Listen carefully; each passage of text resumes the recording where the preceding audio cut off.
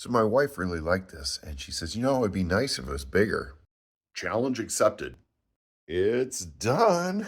Look at that thing. That's a big boy. Oh, it's heavy too. Man, is it heavy. Look at this thing. Oh, man. It's a heavy beast. So I have this light here, and I was going to put it in the bottom here, but it's actually too small. I need a bigger one. But we're going to use it for this video. It lights up pretty good. I just had a wacky idea. Oh, there we go. That looks awesome. That's so cool. And we can change colors. Red and so on.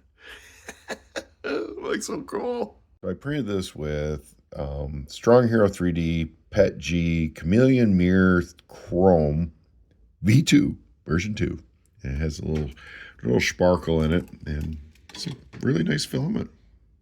I found this file on makerworld.com.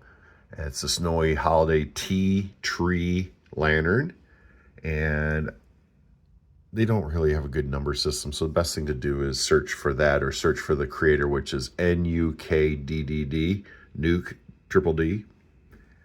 And yeah, that's where you can find the file.